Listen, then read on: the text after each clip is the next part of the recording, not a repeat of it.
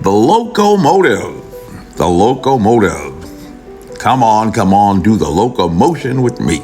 Little boys love their locomotives. At least long ago, when I was small, graduating from the push me, pull me, to the battery-operated one without the track that just bumps into things. Then it got the one with the tracks, onto Lionel trains, and maybe even venturing into model railroading with HO and M scale locomotives. It's a very visual image. The locomotive, but generally not a large part of most literature, interestingly, unless you are into Thomas the Train, except maybe in Agatha Christie murder mystery, Murder on the Orient Express, adapted for the silver screen for most, and anybody who has read Anna Karenina, or do you like to say Anna Karenina? So terrible. Or taken a course in Russian literature can talk for at least 5 minutes about the train station and the locomotive in that classic work. But the locomotive is definitely a big part of American film culture. There's nothing more powerful than the locomotive, carried over from the westerns like High Noon, where everyone was waiting pensively for the arrival of Frank Miller with the locomotive to rejoin his gang of rustlers. And we find classic glimpses of the locomotive in films like Strangers on a Train, Charade, North by Northwest, long line of capers and mysteries and whodunits. And, of course, there was Train Spotters and Stand By Me, but you get the point. Still, probably the most memorable films about locomotives all involve, at some point along the way, a runaway locomotive.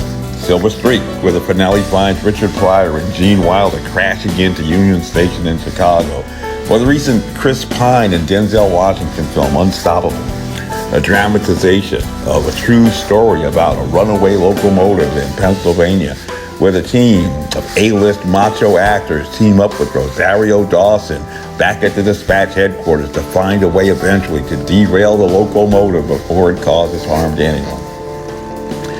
And how about the futuristic sci-fi traveling adventure Source Code with Jake Gyllenhaal, far away from Brokeback Mountain? The idea even made its way into a Die Hard film with Bruce Willis and Samuel L. Jackson, The Locomotive.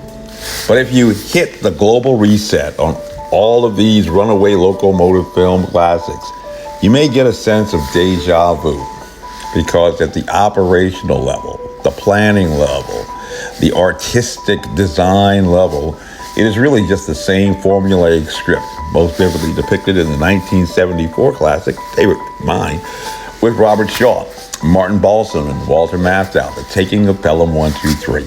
Okay, maybe you saw the remake in 2009, but like when people say that the book was way better than the movie, even if they never actually read the book, but want to impress you with their intelligence, the original was actually totally way better than the remake, so just stop. What's the idea? The locomotive. The locomotive is, like the title said in one movie, unstoppable.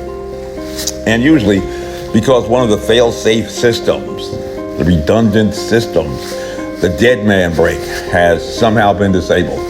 So the locomotive that is supposed to stop by itself because of technology, because of this loss of function, simply cannot do so of its own accord, like it had been designed to do.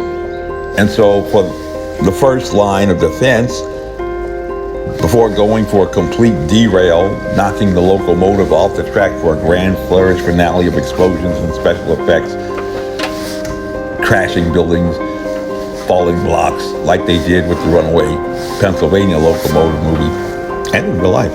Or having the locomotive barrel at top speed into the station, crashing through the gift shop and forming a smile, like it was happy, like it did for the Silver Streak.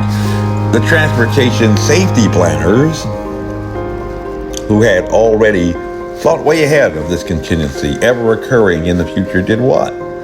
They set up brakemen to flip the red flag stop signals to break the circuit or somehow stop the locomotive, disrupting its path of havoc and destruction.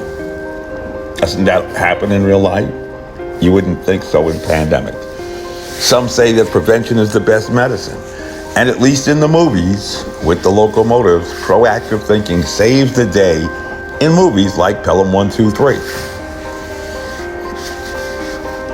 Even Martin Balsam foiled in the end. Why? Because Walter Matthau noticed that he had heard him and his asymptomatic signs of infection sneezing on the train. And when he finds him finally, what does he do? He sneezes and gives it all away. At least in the movies, like Pelham 1, 2, 3, passengers only need sit tight on the runaway ride until somebody flips the switch and causes a runaway locomotive to just come to an abrupt halt, ending the adventure, the danger, and the agony.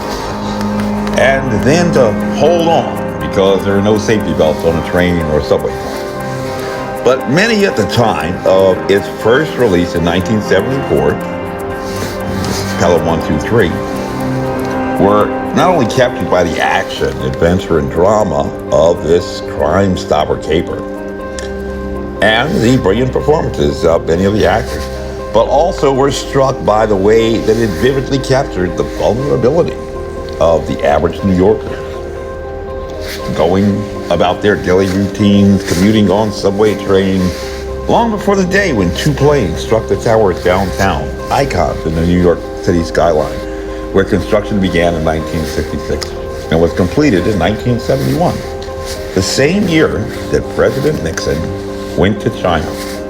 Are you getting the sense that I was working my way to this particular railroad stop? I believe it's one of the most ghostly manifestations that I have ever seen.